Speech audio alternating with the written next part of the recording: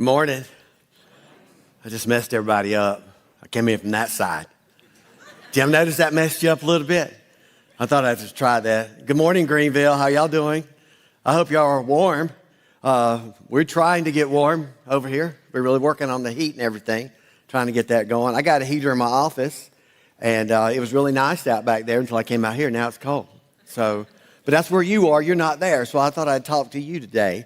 We've been talking about the good news. It's been really an interesting how this thing is kind of, coming out for all of us. I think I want to do this. Let me set you up. Let's do this. I need you to think about the version of Christmas that you know. How about that? The version of Christmas that you know, and then the version of Christmas that you actually live. So that's an interesting thought. And this was happening in the New Testament, and new things were happening. And so I'm gonna switch gears again, and I want to talk about snow right now. Greenville, I'm going to talk about snow. So everybody knows it's going to snow Christmas. Is that right? Is everybody good with that? How many are good with that? You know what? That's not a lot out there. Let's do a little bit of snow and don't mess up the travel. Is that good? Is everybody, like we have any choice? This is amazing. Like one year, I don't know what year it was. It snowed on Christmas. It wasn't too long ago. And I had everybody pray for snow. Now, y'all ought to have known that there's that ought in there from the other week. You should have known that I checked weather forecast. Like I could control the snow. Okay, but I cannot. But we're going to hope it works out. It's amazing, though, not everybody loves Christmas. That is sad, isn't it? Because everybody has a different kind of version of, is it the baby Jesus? Is it the Christmas tree? Is it the chocolate fudge? Or is it family that's just, there it went. It was so good until that moment, wasn't it? We mentioned family. So we have this version of Christmas and this version of the story that we all have a thought and we actually live out, or we don't live out, or we just try not to think about it. It's kind of like that. So I got to tell you this, North Point, we worked with North Point in Atlanta, Andy Stanley, and I got a Cliff Note version of this book. What he was talking about was this pastor actually was in ministry for a long time, and then he got out of ministry, and then he wrote a book, and then he decided to become an atheist because of the ministry, which is a little bit strange on that he decided that he was not going to be in ministry anymore, and then it moved to the fact, I don't even know if there is a God, and how does that happen? It's a very sad story. He even got a divorce. His wife wanted to be married to a pastor, and it didn't work out too well. He said, I just don't know if I believe what I've been teaching. And does he have the wrong version of the story? Did something happen that caused that? And I always think that way with Christmas, because everybody has their deal with their families and memories. And, my dad's in heaven. This is my first year without my dad. So I got all this stuff too. We have all these feelings. What I'm trying to think, is that really the version of Christmas is, family and all that? I'm getting in this. But this guy decided that none of it was true and he was going to get out of it. So he deconverted from Christianity. And so he decided to tell his mom. And so he went to his mom and said, look, I don't believe this. I'm deconverting from Christianity. And the mom said, I am too. Just like that. He was like, Amaya, what? And here's what she said. She says, I don't have to hate anymore. You think that's a very strange statement, is it not? But the version that we sometimes, I wonder if the version we have is that maybe, is the version we have really taught us to hate other people? Because somehow, some way, if you look across the landscape, we're not doing so well as churches. We're not doing so well as people. When you say you're a Christian, then that's not so good anymore, is it? Or is it? So there's a little something have to deal with that. So Andy Stanley asked his 27-year-old son, he said, okay, told the story, here's what happened. She said, I don't have to hate anymore, as if we as Christians, have been taught to hate. That's a thought that you need to keep into your version as we walk in to this. So he asked his son, who's 27 years old, and here's what his son said. His son said, "Dad, if I had grown up in one of those churches, those kinds of churches, I don't think I would go to church either." Those kinds of churches. So there's a possibility that we have a faith that has caused us to dislike certain people, is it not? Or has it not? I don't know what version you have. See, we have this thing that we call that Jesus said he came for all people. This is why he was born, all that. And I don't know what your all people includes. See, this is what's happening to us. If the version of Christianity and the version of the birth of Jesus Christ does not include everyone, then we have the wrong version. So I'm not sure what version we actually live out, what version we really have, So some of it's not really good news for us for people to think that we have been taught to hate certain people. And it's really possible that it has, because I have been in that place myself. I've been there. I call it being de-churched. That's what I call it. I got to be de-churched in order I can love people again. Because we don't see people the way God sees them. And we have our own version of this thing, Christianity. And so we have all of that. And so I'm wondering. So here's what we need to figure out. And we'll just have a little conversation today. First of all, is it true? This is what they're asking us. The world is asking us. Now, they really want it to be true. Can you only imagine if we lived out exactly the version in which Jesus Christ brought to us, that this thing was really for all people? Can you only imagine what would happen? And then we did not have, say this, I like this person, or I don't like this person, you can't do that, I can't hang out with you. Can you only imagine if this thing that all people is true, and then it is good for everyone, not just certain ones? And so I think we've been put in this little bottle somewhere. I don't know what to call it. But saying you go to church and you're a Christian somehow it turned south on us and went bad. We're not sure of this version. So I don't know what version you have. I don't know if you have the original version or you have your version, or have we done some stuff with it? I don't know yet. So does it cause me, the Christianity that you have, does it cause you to love people or dislike people? And is there like something in there that says, I don't dislike everybody, just certain ones, but that's not the original version. This is what messed, I'll tell you this, in the first century, this messed everybody up. Because now everybody could get to God. It wasn't just for religious people. It wasn't for just the Hebrews. It was for everybody. And this was messing everybody up. And I do believe we would say that Jesus came for everybody. And everybody could accept Jesus Christ and go to heaven. I think that's what we would say. I'm just asking, is that what you do?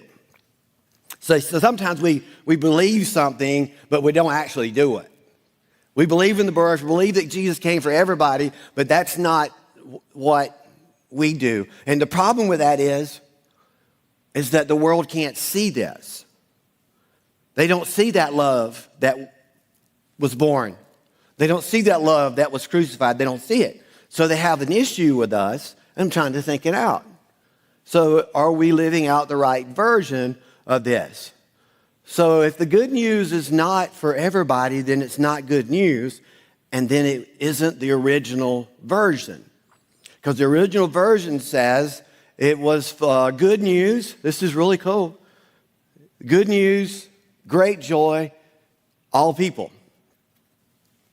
I mean, and then when you look at that, and it sounds really good when you sing it, and even have it on a T-shirt and a sweatshirt, and I love all this stuff. I love Christmas. Oh my, I love it all. I really do. I'm working on my Christmas spirit, though. You know what I'm saying? It's going to be a little bit of a sad year, so I'm working on my Christmas spirit. And then you have this thought, oh, maybe I just need to get through this. Maybe I just need to get over this. And that's not even the version that we really should be talking about. But we talk about that version more when we do the real version, the original version, in which Jesus came and said, I'm for all people. This should be great joy for you. How many things are great joy for all people? See, some things just benefit certain people. See, what was happening with this great joy, all people, then all of a sudden the Pharisees and religious crowd were getting in on this, like, this is going to mess everything up. I've created all these rules to be good, and they don't have to be good, and they get to go to heaven. This is what they were thinking. They don't even have to be good. That is amazing. And Jesus said, I'm here because you're not so good. You need me. And Jesus does incredible things with people. But I think our version, I'm just trying to figure out the version for this thing. It was called the gospel. In the beginning, it was called the gospel. Remember, we're trying to find a word. If you were finding a word for your version of Christianity, if you were finding a word, what word would you pick? This is good news for me. Or is it good news for you? Is it good news for your family? Because they're coming. They're coming in a bus and they're going to stay a long time. And you're going to have to deal with it. You're like, this is not good news. I know it. It's not good news. That's what I'm trying to figure out. Was the good news for them? And to see you pick somebody in your family. I don't think he meant him. I don't think that's the one he was talking about. Oh, yeah. He was talking about that one. The one that you have to pray for all the time. You know, it's funny, like there's more, like some people in your family, you just constantly have to pray for. And the others are like, oh, you're getting along pretty good. I don't have to pray for you. It's kind of neat, isn't it? So the Old English, it was a good story. It was a good story. So we have this good thing happening that's going to be for all people, which has never happened before. This has never happened before in the history of mankind. This was happened. Euangelion is the word they had to find in the Greek to say, we don't know what to call it, so we call it the good news, and you figure it out because this is great stuff that is happening. This is great stuff for all people. So then I do this. I look at the version. I look at the Christmas story, and I think, I said, what happened to it? What happened to the good news, by the way? So I'm trying to figure out what happened to it because we end up with different versions, different versions. Maybe we Americanized it a little bit. Maybe we put Santa on there and presents and Rudolph, and I like all that stuff. Maybe we Americanized the original version. Maybe we Americanized it for us, what we like. You see how that worked? Political sized. I shouldn't even try to say that word. But it got real political. This thing's got political. Do you notice that churches it's not as good as it used to be. People are not going as much. Why? Because they think we hate. Did you know that? This is what we're trying to figure out. This is what happens. They think our faith hates certain people. And so I had to think about that. See, this is why Marathon was started, though. You need to understand that I didn't think we had the original version either. I think that people who are gay or homosexual or lesbians or bi or whatever words you want to come up with, they still have it. Jesus still died for them. The good news is still for them. So we have a church that you're in, you may not even know. You might even know. We have a church that if you've given up on church or never been to church, you can come here. We're going to love you no matter what you've done or what you are. That's the original version. Is that yours? Your version? See, we've internalized it a little bit. That we make it what we like out of it, and we do that to other people, and we have to be really careful. So we had somebody tell us this. We've been working with people all across the world. Churches like us are hard because we don't cater to people who already know the gospel. Do you understand? So we don't cater to church people. See, people who have been to church all their life and come in here, this is a little bit strange for you. A little bit strange. Some of you want to know why everybody doesn't have a Bible, because everybody doesn't have a Bible. This is a strange thing. Some people are brand new to the faith. Did you know that? Brand new to this. And so they are getting a chance to accept Jesus Christ in their life where they may have not even tried because, it may not be what they need to go to another church because I'm not sure if I'd be welcome or accepted. So we did the opposite. We did the opposite of that. I'm going to tell you this story. It's been long enough, so I'll tell it. I baptized a lesbian, okay? And I asked her, she accepted Jesus Christ. She came to me. I said, do you know that Jesus Christ died for your sins? And she said, yes. Do you know that Jesus Christ rose from the dead on the third day? Yes, I do. So I baptized her. At first, I'm sorry, my nose is going to be running out because it's cold. So at first, are y'all ready to hear this? Oh, my soul. Listen, I need you to figure out your version here. So I didn't really know she was a lesbian until after the fact. So I had a bunch of people in the church who were Christians, and they used to go into church. They got all over me, why are you baptizing a lesbian? And I said, well, I didn't know she was a lesbian. She just told me she accepted Jesus Christ, blood covered her sin, and she wanted to be baptized. What do you want me to do with that? You know what he said? You should have checked her out on Facebook before you baptized her. No lie. No lie. Listen, I don't judge sin. I'm not God. I just give love like he told me to. You see, that's what you need to be doing. Here's the other thing with us. Some people use the church just to make money. We don't make money here. This is how we Americanizing all the things that we've done. Here's the other fact that you need to know about a church like us. We don't have a lot of church people who are used to giving, so we don't have a lot of money. We're always trying to make budget. We always will. And the guy on the phone about a month or two ago said, if you really want to have money, change your whole church to something else. Go completely straight, reach church people in the Bible Belt, and you'll be fine. That's what we were told. That isn't the version I want. I want the version where all people can come to Marathon. That's the version I want. But you got to figure out your version. You got to figure out, well, what about that lesbian being baptized? What about that homosexual? What about that transgender over here? I think there's furries out there now. Have you figured it out yet? They think we hate them all. Whose version is that? That's not the original version. What happened to the good news is we happened. That's what happened to the good news. We pick and choose what we like, don't we? That's the way it works. So we pick and choose. That's not good news. That's pick and choose news. So this is exactly how we do it. We pick what we like and leave out the rest. Do we like praying? Well, yeah, we're supposed to do that. You like reading? Yeah, we like reading. We'll do that. When it comes to serving, I don't know. Does it fit in? Does it fit for you? When it comes to giving, only on special occasions. And only these things we pick and choose. What do we like about the God thing? We like God to be on a shelf for us in some ways. When we need him, we can go get him. So we believe a lot of things, but we don't really actually live a lot of things.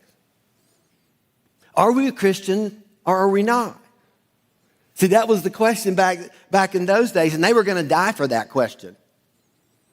They were going to do that. Apostle Paul was one of them. Apostle Paul, who wrote half the New Testament, by the way, let you know, he wrote half the New Testament.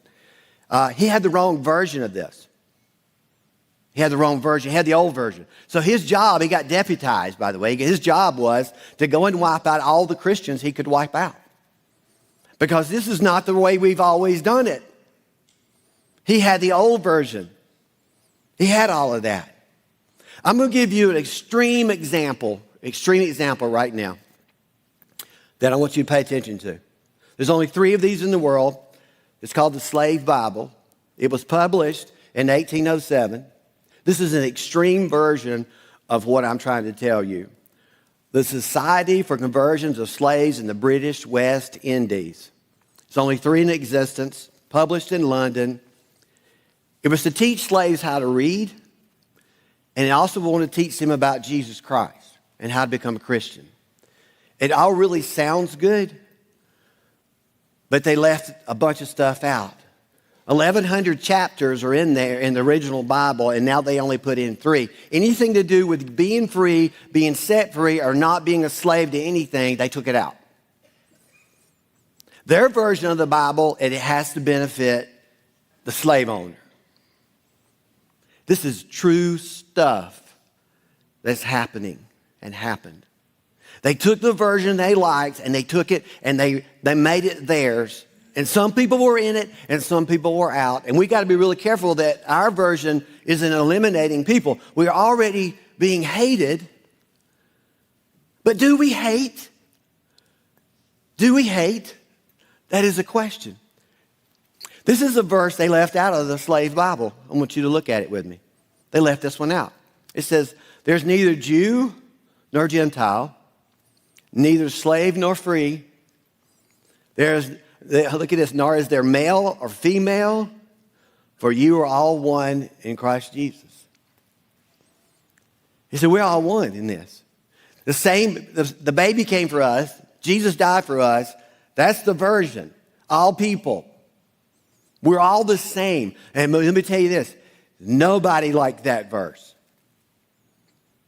The religious crowd especially did not like that verse. So they had to create their own version. And what I'm saying is, I don't know if we meant to do it. I don't know if it happens to some of us. And I had to watch this too. I have my own thing I got to deal with too. And so Paul comes along, like I said, and he's going to actually try to take everybody out until he met God. And things changed. But his version was, it's the old version. You're not worthy to be in anything, and I'm going to take you out. They called it the way, by the way. And he tried to take them out. And then this verse comes in. You love this, Matthew. You are the light of the world. Imagine in their area, there's a 5-mile radius of their world. We're going to be the light in the 5 mile. He wasn't talking about 5 miles. He's talking about Powdersville. So you might be the only thing that anybody sees. So you're going to be the only thing in your family this weekend that anybody sees that's supposed to be the good news. Let me ask you this. Are you good news? Is your family looking forward to coming and seeing you? See, this is really interesting because we have a version of all these things. So you're the light of the world. He said, let your light shine before others, that they may see your good deeds and glorify, watch this, magnify your Father in heaven. There is a connection between your good deeds and your Father in heaven because those two things are connected. When they see you doing things and reaching out to people who are unlovely, nobody wants, that's what the world sees. That's the good news. That's the right version. But we're not taking the right version to where it needs to go. But you listen, I can tell you this all day long, but you're going to have to do this yourself. You have to think, is this my version? The good news, watch this, the new news was that the good news was for everyone. And if it's not for everyone, then you have the wrong version. Yeah, you're going to have to deal with your family. They're going to come. They're going to show up, and they're going to stay too long. They're going to eat all your food, and they're going to bring nothing. That's good news, right? I mean, I'm just telling you what's going to happen.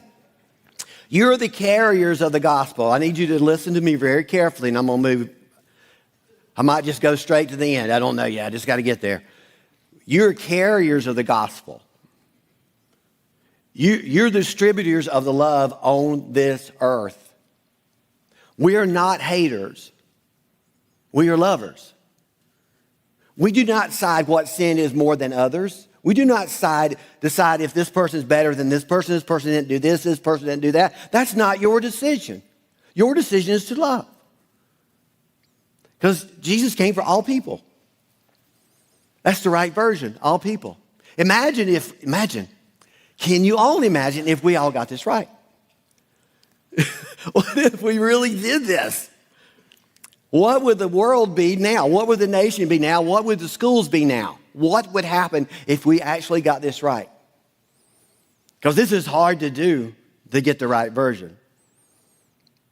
So Paul found God, and he started writing some stuff. He's trying to help us. He says, therefore, if you have any encouragement from being united with Christ, if any comfort from his love, kind of pauses there. You know what they're trying to figure out? This is the first century. Maybe us. They're trying to figure out what this looks like. See, they're trying to figure out, what does it mean to love Jews and Gentiles and anything else that you want to name? What does that look like? He's trying to figure it out. If any common sharing in the Spirit, if any tenderness and compassion, and make my joy complete. He says, I'm trying to teach you how to love. If you keep reading, you'll find out that this isn't really about you. It's about them. It's the others. And you were the others too. But that's what he's trying to tell us. By being like-minded, having the same love, being one in the Spirit and one in mind, thinking the same thoughts, having the same version of the gospel, can you only imagine how it would change the world? And try to be loving at your family get-together at Christmas, and their mouth will drop. What has just happened? I got the right version. Who doesn't deserve God? You ever thought about that? I mean, I could name some people like you, but that'd be the wrong version, would it not? He said, I want y'all to do it this way. He said, I want you to do everything without arguing. I want you to do everything without grumbling or arguing, so that you may become blameless and pure. They need to see different love than they've seen. They need to see the right version of Jesus Christ being lived out. I know what you believe, but do you live what you believe? Or we just pick and choose? This is what Paul was trying to help them. He said, I want you to be children of God without fault in a warped and crooked generation. That sounds like us. Warped and crooked. Does it not? It just sounds like us. Then you will shine among them like stars in the sky. You will shine. You will be different. You will love. I think the hardest part is loving people we don't think they deserve, and I don't know how we got to the point where we don't believe that they deserve kindness, or they don't deserve love, or whether it be a homosexual, whether it be a lesbian, whether it be whatever. What is it in your version that you don't like? And that won't be the original one. That's what we're trying to get to. I'll help you I'll teach you to be good right now. You want me to teach you real quick? Be good news? Let's do it real quick, because I'm almost done. I want you to be good news. I want you to apologize immediately. I don't want you to go in the back room and get mad and just sit around and think about it. I just want you to get it over with. This is being good news. Apologize immediately. You'll have to. Forgive quickly. Forgive quickly. Don't hang on to it and talk about it and Facebook it and tweet it and whatever else you do. Forgive quickly. Be good news. Defer habitually. Listen, don't be the first one in line. Let somebody else be the first one in line. Unless you're the pastor and you say you have to go speak, I need to eat. I've used that a million times. So good. So good. I gave you my secret. I'm not going to do it anymore. I defer to you. How about that? You got to think about this. And give often. Sacrificially. This is the things that they did in the first century that made things different. Now, we all need a Savior. You're the only thing that somebody will see, or the only light that somebody will see in your world and where you are. You're the only one. And you have to make sure you have the right version, because your light can change their world just by the love that you show. And this is what he told us. You just got to have the right version. Y'all stand with me if you would. I want everybody to bow your head. Greenville, I want you to stand and bow your head with me. Hey, I'm going to I'm going to say a prayer, and I want y'all to repeat it after me, okay? All right. Father, I want you to bless my family. I want you to bless my family. I want you to bless the one that is the most difficult. I ask that you give us the best Christmas ever. In Jesus' name, amen.